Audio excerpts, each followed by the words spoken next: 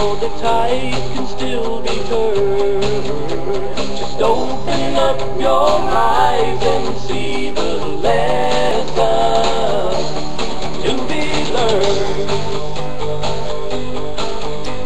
Just open up your eyes and see the lesson to be learned. Just open up your eyes and see the lesson to be learned. Just open up your eyes and see the lesson to be learned. You better open up your eyes and see the lesson to be learned. All right. Good morning, ladies and gentlemen. We are doing starting the recording here in just a minute. You'll hear the theme song, and then we'll be live and broadcasting on all of the networks. My guest today is Joshua Daniels. Hello, Joshua. Good morning, sir. How are you, Clayton? Well, I'm doing pretty well. If I can get all of my equipment working properly and without the computer crashing today, we'll be in good shape. And just as a preamble here to our show, you know, I came up with years ago the idea for Liberty Villages, you know, how to be more self-sufficient. 1 minute until showtime. 1 minute till showtime. 1 minute till showtime. And, you know, it came from a certain perspective. Yes. But I also spent a lot of time prior to publishing the Free American out at sea. I love the sea. You have come up, you found something wrong with the way things are being handled in this country, about the way things are going, and you even did a kind of a platform if you wanted to run for president. Here's what you would say, and I've read that and I agree with that. But your aspect, and I, instead of digging in and you know and planting gardens. Your show will go live in 5 seconds. Okay, we'll do this on live here. Hang on. 2, All right. 1. Blog Talk Radio.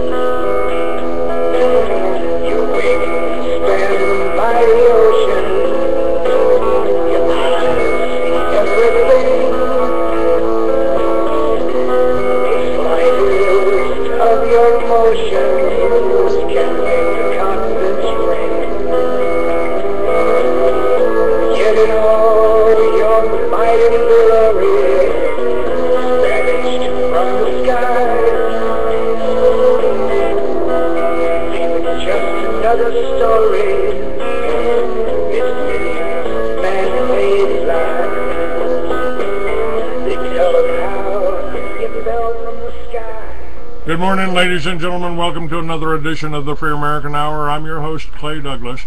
My guest today is Joshua Daniels, and you can learn more about Joshua if you go to www.firstchoice2012.com and SeaLionsFoundation.com. Now, both of these sites are linked up on my site. Joshua, welcome. Thank you, Clay. It's great to be here. It's good to have you here, sir. You know, you found something wrong. Did you find something wrong with America the way it is today? You know, I mean, I took an oath to defend the Constitution against all enemies, foreign and domestic, and I think that's kind of needed right now. But what brought you to where you are now? No, man. Let me start by saying that you and I are probably going to disagree on some things today, but that I respect you, and I might get a little excited about things, but it's not because I in any way disdain your intellect or your thinking ability or your morals or anything else about you, okay? We've talked a couple times, and there are areas, you know, where we have different opinions, and I wanted to say up front, that's all it is, okay? What I saw wrong, wow. I think when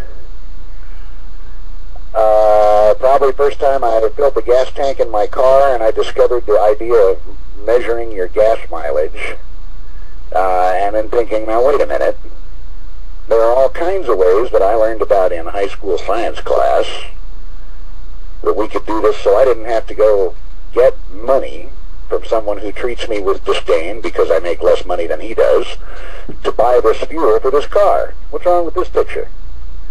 It wasn't the car or the fuel that was so much the thing. It was being required to do business in a fashion that was, let's say, destructive to me.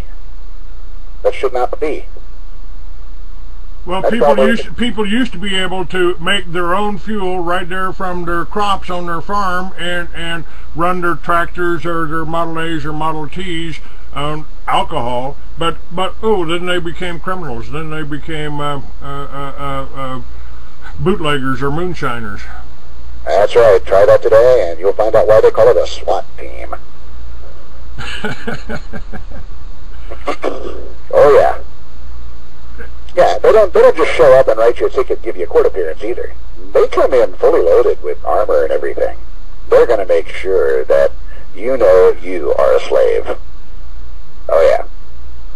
Yeah, and starting with that dissatisfaction, and then when I became a Christian in 92, I guess, and I thought, well, here's all these great things that are being done, you know, to take this good news out around the world and to just go and do good things for people. You know, God scatters his gifts abroad to the poor, and however much you may slam Christianity, there's no other organization in the world coming to do good stuff for you for free from halfway around the planet. You know, there just isn't. And I wanted to further that. I wanted to get involved. My attempts in getting involved in missions work as the church normally does it were rebuffed. They don't like people who can think for themselves any more than Uncle Sam does. And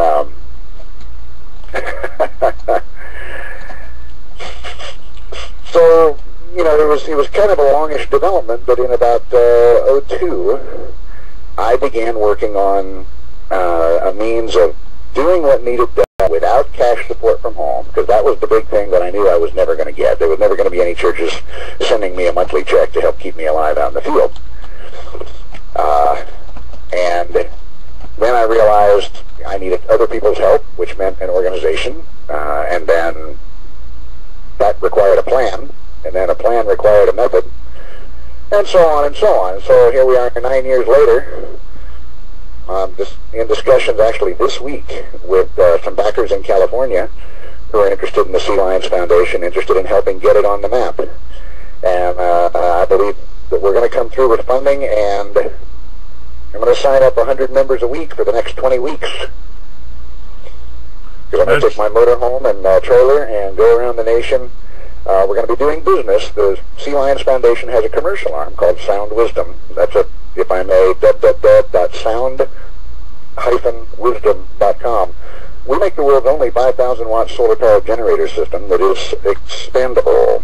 You can make it add as many solar panels and batteries as you want, up to where it'll run your whole house if that's what you want to do. Okay, what is that? Give me that website again. That is sound-wisdom.com. And the name of the company is just Sound Wisdom Life Products. That's the commercial arm of the Sea Lions Foundation.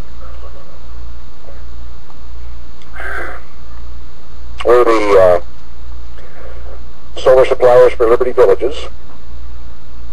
Okay. Right?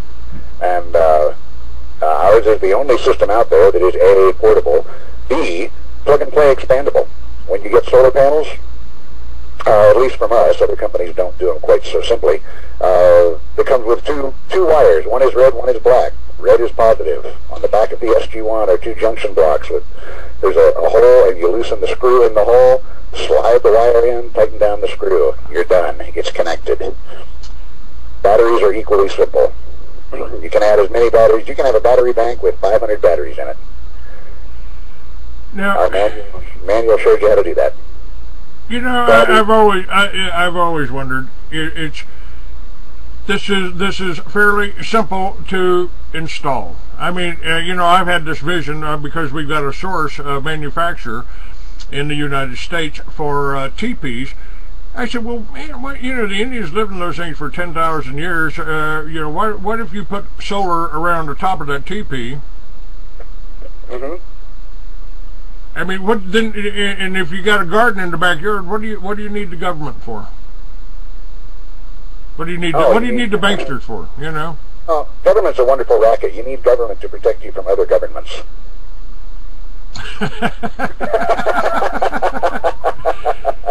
Now, they asked me on the chat room, are your solar panel powered panels cheaper than solutions from Science Panels? Solutions from Science does not offer individual panels that I know. They offer a system that is $16.95, which does about 2/3 what our $16.95 system does, and their system cannot be expanded. You cannot add panels, you cannot add batteries. When the sun gathers you a certain amount of energy and then you use it, you sit and wait until the sun gathers that much more energy again. With our system, if you don't like how long the batteries last on the load that you're putting on them, put more panels on. Put more batteries on. Our manual shows you how to take batteries that you might scrounge out of an old motorhome or solar panels you find on the roof of an old gas station or something, and how to determine whether they're compatible with your system, and if so, how to add them in.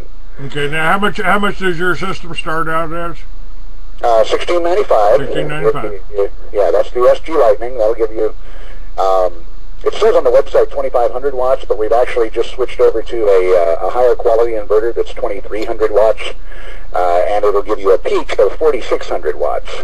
Meaning, if let's say you've got a 2,000 watt appliance, which I mean that's big. That's like a clothes dryer, and it needs to surge up to 4,000 watts to get started, like a lot of them do. They need an initial big draw. This little guy will handle it. It comes with one 120 watt solar panel. Solutions from Science only gives you a 90. Now, by the way, we've got a location available to us up in Sturgis, and it's right around the corner from the Buffalo Chip, which is the biggest party place, the biggest campground in Sturgis. You know, this is where all the concerts are held. Yep. And we've got 10 plots, 10 3-acre plots available to us to start a Liberty Village. Now, the way I foresee Liberty Village is going is every Liberty Village is handling your solar panels. You have you would have and anytime if we can get into this property right now by getting say 10 teepees up. Right. We can get over $1 million worth of publicity because I'll get it in every motorcycle magazine around the country. You know, this is starting in South Dakota. This is the villages are based around the Indian culture because we believe the Indians were actually free Americans. Yes, they were. And we need to restore that. We need to restore their individual sovereignty, you know, and they've already got to start, but the government keeps moving in, and I just had to, you know, Indian consultant, Indian chief from Lake Tahoe, and you know, the auditor that works with the Lakota tribe. So those people are going to be backing us. These people are going to be saying this is a good thing. And we're going to be selling your solar panels in every one. They'll be featured. Hey, you're eating and you're living. Guess what? We're not on the grid. All right. We're living the way God meant us to live, and we copied the Indians' lifestyle. You know, give us $50 to go spend the night in that tent there and tell me what you think about it. Oh, there's no evil spirits in Tennessee that they don't have any corners to hide in.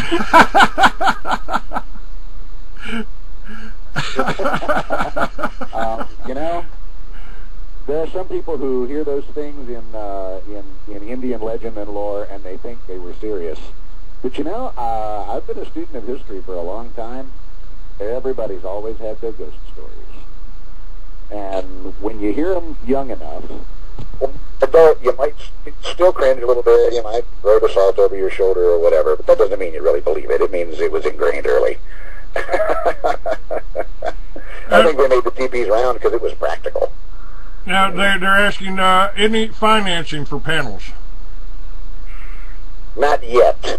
One of the problems, we started investigating that, and we run into a roadblock in that every financing company that deals in this sort of thing is limited to the state that they're in. And we don't yet have somebody that we can dedicate full-time to reach out to find 50 finance companies in 50 states and work out an agreement with that company so that in that state the buyer can finance their panels in their system. They want to know if you do work in Florida. Yes, we already have customers in Florida. Now, the Sea Lions Foundation, I mean, I can't think of a better state to have a presence in than Florida. But actually, when we start construction, it will probably be in Central America or possibly over in the Philippines. We're on track to begin our startup phase on February 1st. That's when the first people who are going to build the first floating dry docks and the first of our smallest ships come to work, and they start working off the blueprints that we've got from the naval architect, and they work the kinks out of production, and they prepare an assembly line type of system as much as can be, so that when people who don't have those specialized skills arrive on May 1st of 2012, they can go right to work. Yeah. Your contact information is on your websites, right? Yes, sir. Okay.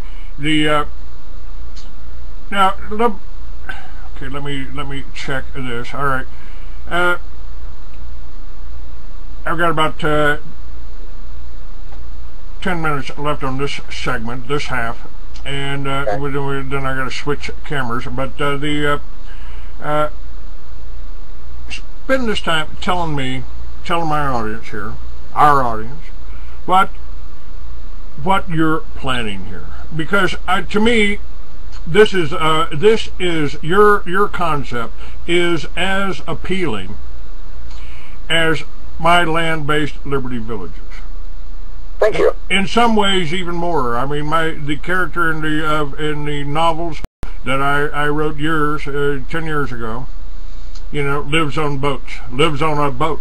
So your whole concept really intrigues me, and will probably be a part of my third novel, the way things are looking right now. But I love that. Tell us about that. And you will be able to ride a Harley onto the boat and take it with you, right? That is correct. These boats will all back up to it. They will sail backwards. That's not even difficult in the boat building world.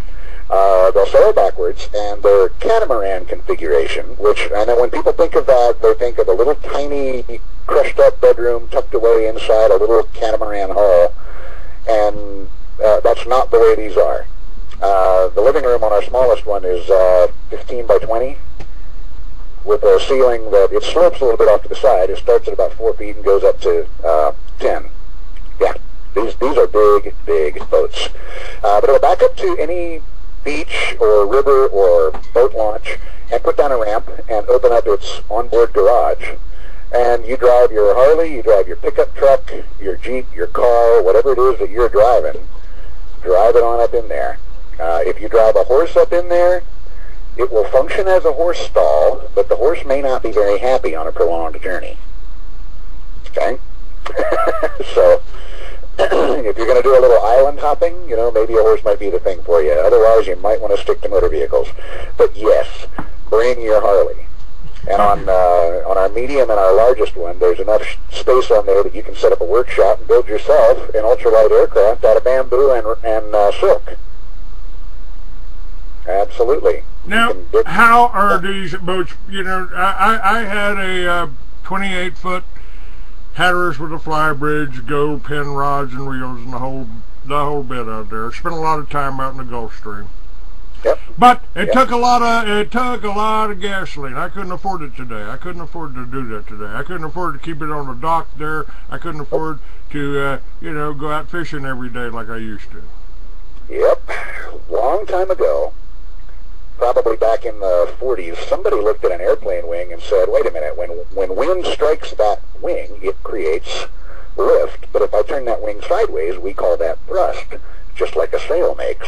So they stood an airplane wing on a boat deck, and they found out that it produced twice as much push per square foot as traditional sails. Not only that, it didn't have to be built to the specs of an airplane wing. You could do it out of bamboo and cloth. Very cheap to build.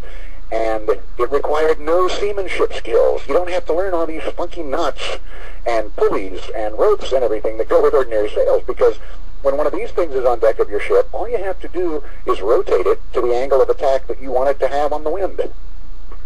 That's it. So no crawling up the yard arms to and getting thrown off in the flow, right? No. See, that traditional sails are the source of all the danger in modern boating. You've got to climb around on deck during a storm and adjust your sails, and that's when you get blown off. And even if you're tethered on a safety line, you've got a good chance of smacking your head on the hull on the way down, and then you drown unconscious hanging there on your safety line. It's just a bad idea. So these ships use 2 rows of, they're called airfoil sails, because they're not really wings, you're not going to fly. And they're mounted off-center. There's one on each side of the boat. So your main cabin, that main area, in a sailboat, there's always, a mast or 2 sticking all the way down right through the main area, Yeah, and they're asking, you got a critic in every crowd. What? No crow's nest? No, you can have a crow's nest. You can have a crow's nest, Max. You can have a crow's nest and put it up on top of your airfoil sail. That's not even tricky. No. That'd be right next to the wind generator, wouldn't it? Yes, it would. Actually, just below the wind generator. You want your wind generator mounted on a pole high enough above the airfoil that none of their airflow is going to interfere with one another. Yeah. But yeah, it'd be just underneath your wind generator. And if you have, let's see, on the smallest one, there are 4 masts. So you can have 4 wind generators up there. And you can have more wind generators. You can actually, you can put a framework around the tops of the masts, so you could have 1, 2, 3, 4, 5. You could probably have 20 6-foot wind generators up there if that's really what you wanted. My guy on the chat room says, "Do your company build underground survival shelters or just ships?" I said, "I don't think so. He doesn't like the land." No, you know what? It's not that I don't like land. It's that part of my reading in history has been military history. And I've done serious mathematical analysis on World War II, analyzing formations for factors that predicted success. And I had some success in that. Winning a battle is a tricky thing to do mathematically. It takes men with guns. But I learned early on, even back when, before people were talking about survivalism in the 80s, if you're a stationary target, you only last until you come to the top of their list. That's it. And when they do come after you, they're going to come with such overwhelming force that if they're at all malicious, they're not going to take you down quick. They're going to camp out because they'll be bored and they'll want somebody to mess with. And they'll sit just out of range of your Barrett Light 50. They'll be 2-3 miles away. And every now and then they'll lob in a mortar round, or they'll lob in a mortar round filled with sleep gas, and then they'll come in and they'll poison your water well, and then they'll go back to their camp and sit back and watch the excitement. These people are evil. They don't just want you dead or crammed into a city. They want you to suffer. And as a stationary target, that's what they'll have the power to make you do. I hate it because my nature is that I like fortresses. I think castles are cool. And I think, that a smart engineer could build a fortress that could really accomplish something. But the fact is, that's just not true in a long term, and a fortress has never been a long-term solution. Well, they have spent billions of dollars building these deep underground military bases, And what do we, you know, what are they preparing for? What are they looking for? Well, I believe they're preparing. I think they've been lied to by their leaders. That I'll tell you how psycho this is. I think the people at the very top think that they can totally destroy the surface of the world, and with their genetic technology and their seed bank, they can come out from underground and start over again and build it their way. They want to do Genesis 2. They're going to remake man in their image, and they're going to remake the world as they think it ought to be. I think basically they wrote it in stone. They want a manageable 500 million. That'd be 499 million slaves, 1 million elite, wouldn't you say? Yes, or 50,000 elite and 950,000 middle management who do as they're bloody well told, and who sacrifice their sons and daughters to the sexual perversions of the 50,000. They don't call it a new world order for nothing. If you were successful in building this fleet, and now again, what are the sizes on this? Is this adjustable and all that? The smallest one is 45 feet long. It's got 800 square feet of living space. It'll go anywhere in the world. Actually, all of our vessels will go anywhere in the world there's 3 feet of water, including up rivers and through hurricanes. These are turtle-shaped. You look at them and you think that ship's upside down. But because of that, when they're in a hurricane, the stronger the wind blows, the more firmly they're forced down into the water in an upright position. And they make all their own electricity from the motion of the waves or from the flow of the river underneath them. They have walk-in freezers. The smallest one has a 30 cubic foot reach-in refrigerator. The others have walk-in refrigerators. They have onboard shoreboat bays. You remember on Star Trek, the Enterprise had a shuttlecraft bay? It was a garage inside the ship. Yes. Right? We have that for the small boat that you'd use to get into shore. When you anchor your ship in the harbor or on the river, you might not want to be right next to the bank. So you take a smaller boat to get to shore, and that's the shore boat. We have custom designs for those as well, because there are problems with what's traditionally been done with dinghies. And so you open up the big clamshell door, you sail your little shore boat in, or you drive it in. It's motorized normally. Shut the big clamshell door, and now there's no wave action inside the bay, and you can disembark from your shore boat without it tossing you around. And I've done this on San Diego Harbor in 8-foot swells. You don't want to try to move groceries from your shore boat to your big boat in weather. Do you have pictures of this boat? Yeah, we got all these up on SeaLionsFoundation.com. Look at there's a presentation. Sea Lions Foundation Overview is the name of the page. And it's a long and involved presentation. We tried it several different ways. We tried a shortened version. We tried cutting it up in pieces, and we found that the simple fact is this cannot be described without pictures, and people will just sit and work their way through. There's a picture with just a brief explanation on each page of the presentation. You can click the advance button as fast as you want to go, or it will auto-advance. And you can learn all about these things. But it is different enough from anything you've ever known that you gotta start at the beginning and go to the end. Now, you're powering with solar and wind. I will have, you might pay attention to my show for this next week, because I'll be interviewing a engineer, a technician, who has come up with what he calls a plasma generator. Ooh, I like it. And this will be probably a central part of Liberty Villages, because it'll be concealed. Basically, you can put it in the ground, you can bury it, and power the whole Liberty Village. I want to talk to this guy, because one of the operations that we will undertake is cleaning the plastics out of the oceans. Now, most people think that cannot be done, but